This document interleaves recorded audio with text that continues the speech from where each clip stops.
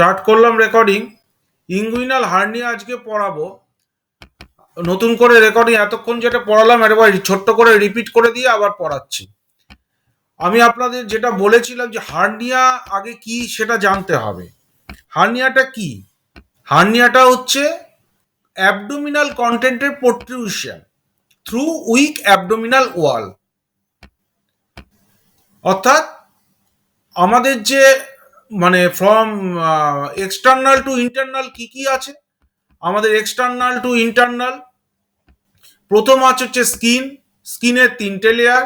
একটা হচ্ছে প্রথম এক্সটার্নাল হচ্ছে এপিডার্মিস, তারপর হচ্ছে ডার্মিস, তারপর হচ্ছে সাবকিউটিনিয়াস লেয়ার।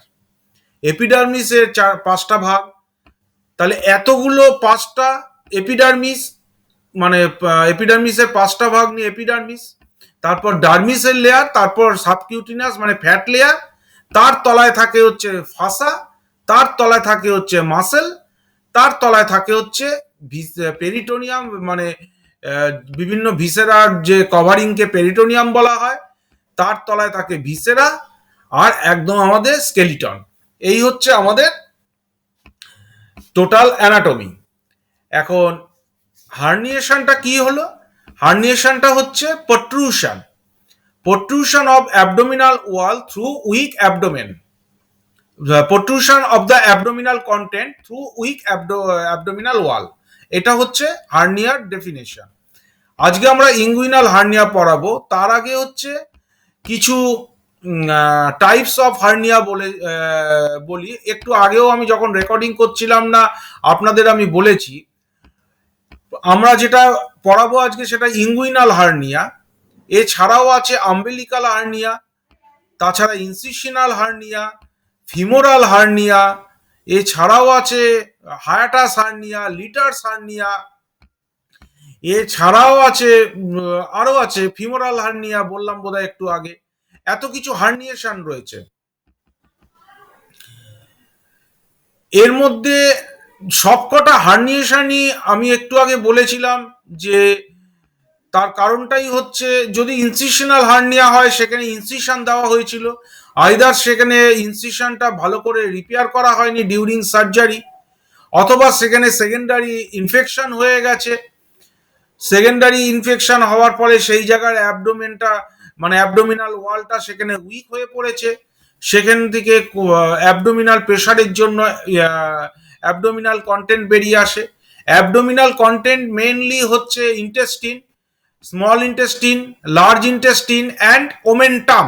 ওমেন্টাম হচ্ছে ফ্যাট, সেখানে যত লিম্ফ নোডস গুলো থাকে যে প্রোটেকশনের কাজ করে আমাদের শরীরের। আরো অনেক জায়গায় লিম্ফ চ্যানেল রয়েছে, যেমন ইঙ্গুইনাল হার্নিয়া যখন পড়াবো তখন আমি ওগুলো বলবো। ফিমোরাল হার্নিয়াটা ঠিক ইঙ্গুইনাল রিজিয়নের ঠিক তলার দিকে পাওয়া যায়। ইঙ্গুইনাল যে লিগামেন্ট তার তলায় ত্রিভুজ আকৃতি থাকে, সেটা হচ্ছে ফিমোরাল হার্নিয়া। এটা রেয়ার, মহিলাদের বেশি হয় femoral hernia due to pregnancy. যদি কারুর পেট অনেক বেশি বড় হয়, অনেক হেভি ওয়েট হয়, অর্থাৎ অ্যামনিয়াম ফ্লুইড যদি অনেক বেশি থাকে, বাচ্চার ওয়েট যদি বেশি হয়, এছাড়াও যদি টুইন্স বা একের বেশি যদি বাচ্চা থাকে, তাহলে তার পেট অনেকটা ঝুলে পড়ে এবং অনেক পেট মানে বড় হয়, তার ওয়েট অনেক বেশি হয়, তখন তাদের ক্ষেত্রে ফিমোরাল হার্নিয়া দেখতে পাওয়া যায়। এছাড়াও যদি কোনো ট্রমা বা সেখানে কোনো ইনসিশন হয়েছিল, বিশেষ করে ফিমোরাল যে ওপেনিং সেখান দিয়ে স্যাপেনাস ভেন অর্থাৎ ভেরিকোসিল, যখন স্যাপেনাস ভেন যে মানে operation great saphenous vein load is heavy, কি লোড হেভি বলছে কে জানে, ট্রাবল সান্দুর। আচ্ছা যাই হোক, স্যাপেনাস ভেন, তাহলে সেখানে অপারেশন হওয়ার সময় ফিমোরাল ট্রায়াঙ্গেলকে ইউজ করা হয়, সেই সব ক্ষেত্রেও ফিমোরাল হার্নিয়েশনটা বেশি হয়। হ্যাপেনাস ভেনের অপারেশনটার নাম কি জানেন? খুব বড় নাম, একটা সিনেমাতেও ছিল। যাই হোক, টেন্ডেনেলবার্গ অপারেশন। আর টেন্ডেনেলবার্গ টেস্ট হচ্ছে ওই স্যাপেনাস ভেনের ভেরিকোস ভেনের ইয়ে করা হয়, টেস্ট করা হয়। এখন ব্যাপারটা হচ্ছে এইসব ক্ষেত্রে হচ্ছে এইসব হার্নিয়েশন গুলো হয়। এছাড়া হায়াটাস হার্নিয়া কি, স্টমাকটা যখন ডায়াফ্রামকে চাপ দিয়ে ওপরের দিকে একটু ওঠে, অর্থাৎ সেখানে GERD, gastro oesophageal reflex disease দেখতে পাওয়া যায়, যার মানে মনে হচ্ছে যেন বুকে খাওয়া জমে রয়েছে, কিছুতেই নামছে না, অনেকক্ষণ বুকের সামনে খাওয়া রয়েছে, বুকের মধ্যে মানে খাওয়া যেন পেটে নামছে না, মানে কন্টিনিউ গ্যাস হচ্ছে, তারপর হচ্ছে নসিয়া, ভমিটিং, সহজে নামছে না। সেক্ষেত্রে কিন্তু আমরা হায়াটাস হার্নিয়া আছে কিনা সেটা আমরা টেস্ট করব। হায়াটাস হার্নিয়া টেস্ট কিভাবে, সিটি অ্যাবডোমেনও করা যেতে পারে, এছাড়া করা যেতে পারে বেরিয়াম মিল ফলো থ্রু, তাতেও হায়াটাস হার্নিয়া খুব সুন্দর দেখতে পাওয়া যায়। যাই হোক, আমরা আজকে পড়বো ইঙ্গুইনাল হার্নিয়া। তাহলে আপনারা বুঝে গেলেন যে হার্নিয়েশনটা কি। হার্নিয়েশনটা হচ্ছে অ্যাবডোমিনাল কন্টেন্ট যখন অ্যাবডোমিনালের কোনো অ্যাবডোমেনের কোনো উইক পয়েন্ট থেকে বাইরের দিকে যেতে চায়, তাহলে অর্থাৎ প্রোট্রুশন হয়, তাকেই বলা হচ্ছে হার্নিয়েশন। ইঙ্গুইনাল হার্নিয়া এতক্ষণ আপনাদের বলছিলাম এই যে পিউবিস বোন, ভালো করে দেখুন, প্রজাপতির মতো পিউবিস বোনটা,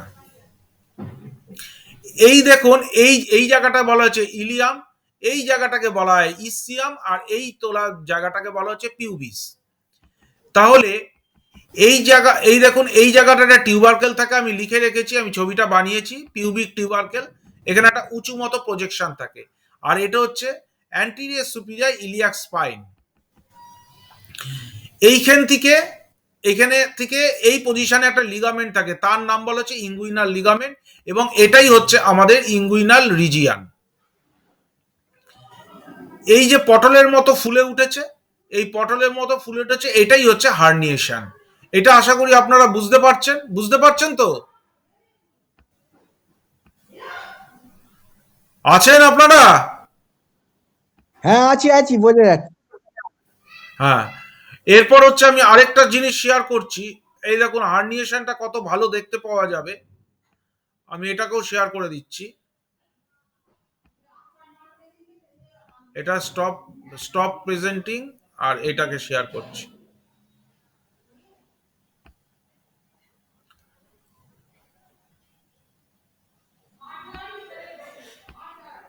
হ্যাঁ,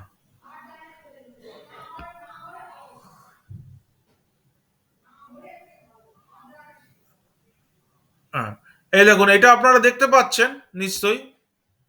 এই দেখুন হার্নিয়েশনটা কেমন পটলের মতো ফুলে উঠেছে, দেখতে পাচ্ছেন? হ্যাঁ, দেখা যাচ্ছে দেখা যাচ্ছে। এটা হচ্ছে ইঙ্গুইনাল হার্নিয়া। এখন ব্যাপারটা হচ্ছে এইটা কেন হয়, তার কারণটা হচ্ছে যদি খুব জোরে জোরে কাশে, কিন্তু জোরে জোরে কাশে তো অনেকেই কাশে, এর মানে এই নয় সে জোরে জোরে কাশলে, জেনারেলি বৃদ্ধ বয়সে যখন অ্যাবডোমিনাল মাসেল, স্কিন সব তার ইলাস্টিসিটি নষ্ট হয়ে যায়, তখন তাদের জোরে জোরে কাশি হয়। জেনারেলি বৃদ্ধ মানুষদের একটা ওল্ড কাফ বলে জিনিস থাকে, ক্রনিক ব্রঙ্কাইটিস হয়।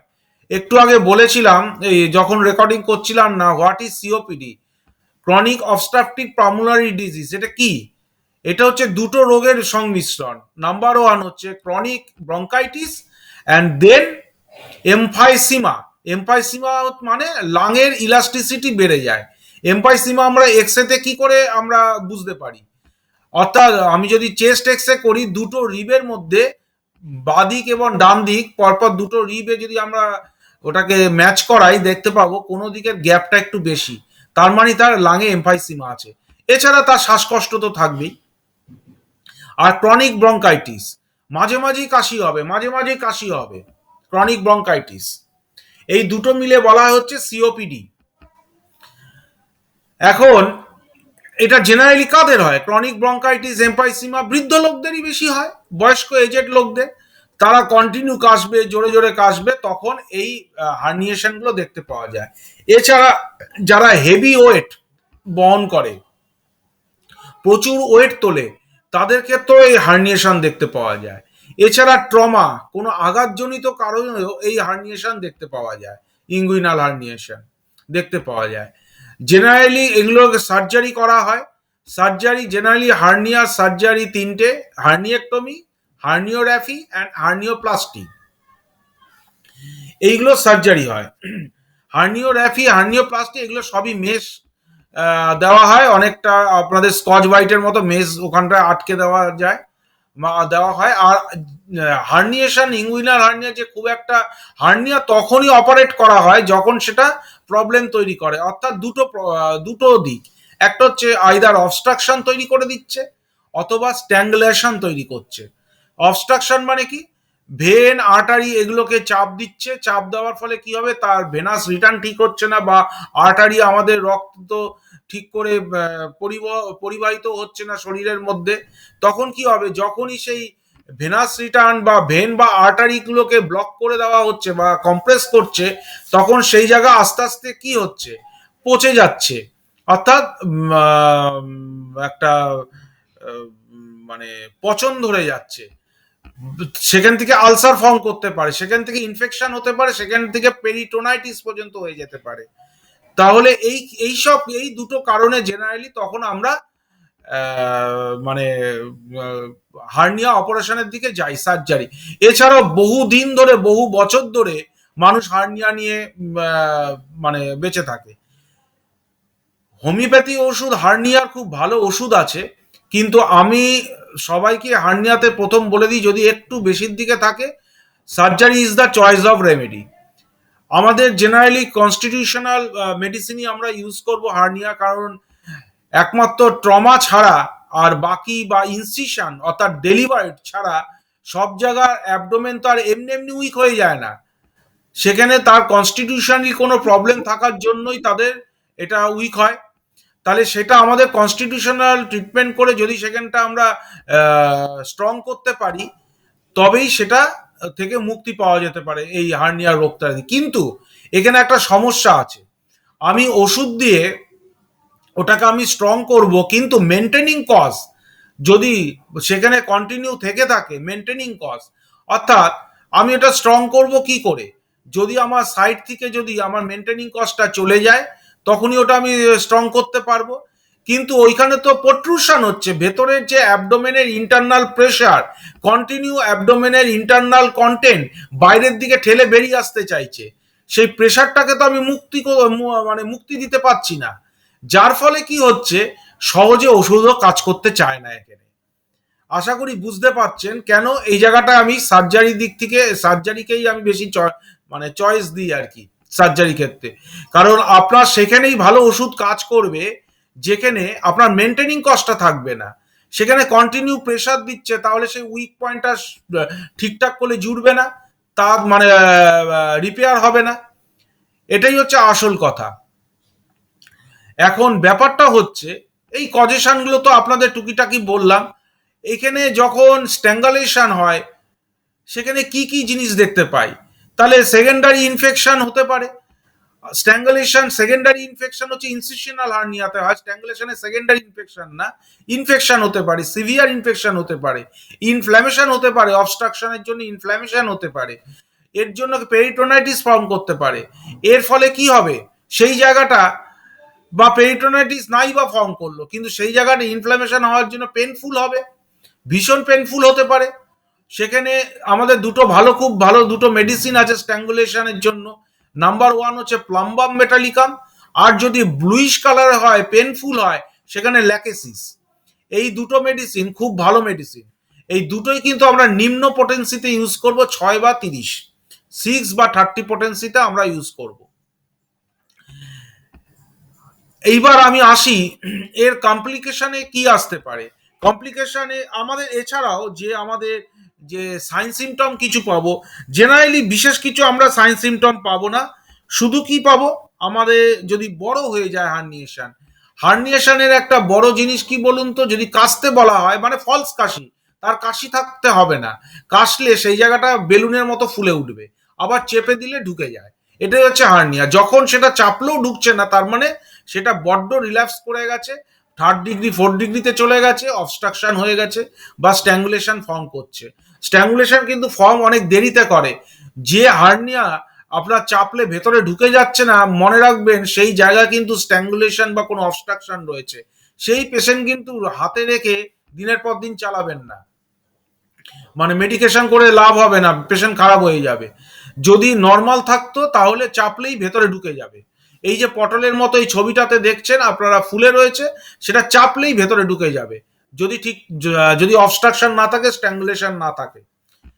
স্ট্র্যাঙ্গুলেশন থাকা মানেই ওখানে পছন্দ হচ্ছে, আর সব মানে জড়িয়ে ফড়িয়ে একাকার, মানে একদম মানে পেঁচিয়ে টেচিয়ে মিক্সড হয়ে যাচ্ছে, যার ফলে সে আর ঢোকার জায়গাটাই নেই। সেখানে আপনাকে সার্জারি করেই বাদ দিতে হবে। তাহলে আমার আরেকটা হচ্ছে, এত বড় হয়ে গেছে যে আমাদের হেভি ওয়েটই হয়ে গেছে, খুব ওয়েট। তখন সেটা আজকাল হার্নিয়া বা স্কোটামের ইয়ে পাওয়া যায়, ওই কি যেন বলা হয়, যে অনেকটা বাইক, যে ফুটবল খেলতে যে বাইক ইউজ করা হয় না, সেই বাইকের মতো আজকাল ওই জিনিসগুলো পাওয়া যায়। জেনারেলি হার্নিয়া গুলো জেনারেলি একমাত্র ওই কাশি থেকে হওয়া ছাড়া, মানে ক্রনিক কাফ, খুব জোরে জোরে কাশছে, যার কাশির রোগ মানে কিছুতেই সারে না, এদের তো আমাদের ভালো ওষুধ আছে। এছাড়া ম্যাক্সিমামই হার্নিয়েশনটা হচ্ছে ইয়ং মানুষদেরই বেশি দেখতে পাওয়া যায়, ইঙ্গুইনাল হার্নিয়াটা। আর ফিমোলার হার্নিয়া মহিলাদের বেশি দেখতে পাওয়া যায়, প্রায় 75% মহিলাদের হয়, যদিও এটা মানে অতটা কমন নয়। Femoral hernia rare, femoral, sorry, rare, তবু ওটা মহিলাদেরই জেনারেলি হয়ে থাকে। আর ইঙ্গুইনাল হার্নিয়া পুরুষদেরই বেশি হয়, আম্বিলিকাল হার্নিয়া মহিলাদের বেশি হয়। ম্যাক্সিমামে আম্বিলিকাল হার্নিয়া কারণ হচ্ছে ট্রমা, আর হচ্ছে কি ওই যে বললাম ইনসিশন, মাইক্রোস্কোপিক সার্জারি গুলো আম্বিলিকাসে ওপরে বা নিচে একটা ইনসিশন দেওয়া হয়, সেই সেটা যদি ভালো করে রিপেয়ার না হয়, পরে কিন্তু ওই ওখান থেকে হার্নিয়েশন হতে পারে, ইনসিশনাল হার্নিয়া হতে পারে। এছাড়া কি হচ্ছে যে সিমটমের মধ্যে আর কি থাকতে পারে, সিকনেস, যদি ওরকম কন্টিনিউ অবস্ট্রাকশন থাকে বা কোনো মেজর কন্টেন্ট যদি অবস্ট্রাক্টেড হয়ে যায়, মেজর কন্টেন্ট অবস্ট্রাক্টেড হয়ে গেল, যা যে কাজ করতে পারছে না, ধরুন ইন্টেস্টিন ওখানে ঢুকে রয়েছে, সেই ইন্টেস্টিনের ওখানটা মানে পেঁচিয়ে টেচিয়ে ঢুকে এমন ভাবে গেছে যে সেই ইন্টেস্টিন ভালোভাবে পেরিস্টলটিক মুভমেন্ট করতে পারছে না, তার মানে কি হলো, তার কনস্টিপেশন আসতে পারে, তার ভীষণ কনস্টিপেশন আসতে পারে, সহজে হচ্ছে না, মানে স্টুল পাস হয় না, পেরিস্টলটিক মুভমেন্ট কমে যাবে তার ইন্টেস্টিনের, এই জিনিসগুলো তার আসতে পারে। এছাড়া হচ্ছে একটা ক্রনিক ফিভারিশ ভাব দেখা গেল, ফিভার, ফেব্রাইল মানে কন্ডিশন, প্রায় ফিভার দেখা যাচ্ছে, তাহলে এই ক্ষেত্র সেখানে আমাকে অ্যালার্ট হতে হবে। সেখানে কোনো ফিভারটা জেনারেলি হয় না যতক্ষণ না ইনফেকশন, যতক্ষণ না ইনফ্ল্যামেশন, এইসব জিনিসগুলো আসে, এইগুলো মানে জেনারেলি হতে পারে। আপনাদের কোনো প্রশ্ন থাকলে কিন্তু আপনারা করতে পারেন। এছাড়া কজেশনে আপনাদের বলেই দিয়েছি কারণগুলো, খুব কাশি, হ্যাকিং, অর্থাৎ জোরে জোরে কাশছে, কাফ ফেলছে, কেউ কেউ দেখবেন জোরে জোরে কাফ ফেলছে, ট্রমা, হেভি প্রেশার, প্রেগনেন্সি, এসব সবই হচ্ছে এর কারণ হতে পারে। যদি আমরা স্ট্যাঙ্গুলেটেড হয়, সেখানে যদি পচন ধরে, সেখানে ইনফ্ল্যামেশন, পেরিটোনাইটিস, অনেক বড় ইনফেকশন হয়ে অনেক কিছু কাণ্ড করতে পারে, তাহলে এগুলো হচ্ছে আমাদের রিস্ক ফ্যাক্টর। কমপ্লিকেশন হচ্ছে কি হবে, মানে কি কমপ্লিকেটেড জিনিস কি হতে পারে, যদি অবস্ট্রাকশন হয়, স্ট্যাঙ্গুলেশন হয়, সবই কমপ্লিকেটেড হতে পারে এই জায়গাটা। টেস্টিস ও হাইড্রোসিলের সাথেও হার্নিয়েশন, ইঙ্গুইনাল হার্নিয়া তলার দিকে নামতে পারে, নেমে ওইখানে টিউনিকা ভ্যাজাইনালিস আছে, সেটাও ওখানকার, বা প্যাম্পিনিফর্ম প্লেক্সাস আছে, সেগুলোকে মানে কম্প্রেস করতে পারে, কম্প্রেস করতে সেখানেও স্ট্যাঙ্গুলেশন হতে পারে, বহুদিন ধরে থাকে, যে হাইড্রোসিলের সাথে মানে হার্নিয়ার কমপ্লিকেশনটা অনেক দিন ধরে মানুষরা ভুগতে পারে। এছাড়া আমাদের মেডিসিনটা আমরা কি বলেছিলাম, আপনাদের একটু আগে আমি বলে দিয়েছিলাম যে স্ট্র্যাঙ্গুলেশনের ক্ষেত্রে প্লাম্বাম মেটালিকাম এবং ল্যাকেসিস। এছাড়া আমাদের কি মেডিসিন কি জানেন তো, ক্যালকেরিয়া কার্ভ, যদি আমরা সাইন সিমটম ঠিকঠাক করে পাই, কনস্টিটিউশনালে আমরা ক্যালকেরিয়া কার্ভ দেবো। এছাড়া আছে রাইট সাইডে যদি হয় লাইকোপোডিয়াম ক্ল্যাভেটাম দিতে পারি, এছাড়া লেফট সাইডে হচ্ছে নাক্স ভূমিকা দিতে পারি। কিন্তু যেখানে লাইকোপোডিয়াম ভালো কাজ করে না, সেখানে কিন্তু নাক্স ভূমিকা রাইট সাইডে ভালো কাজ করে, সেক্ষেত্রে কিন্তু আমরা 200 পোটেন্সি ইউজ করব। এই হচ্ছে আমাদের মোটামুটি মেডিসিনস গুলো। আর ইঙ্গুইনাল হার্নিয়া এই হচ্ছে ব্যাপার। আমি এটাকে ভিডিওটা আপলোড করে দেবো, আপনারা পরে দেখে নেবেন। ধন্যবাদ।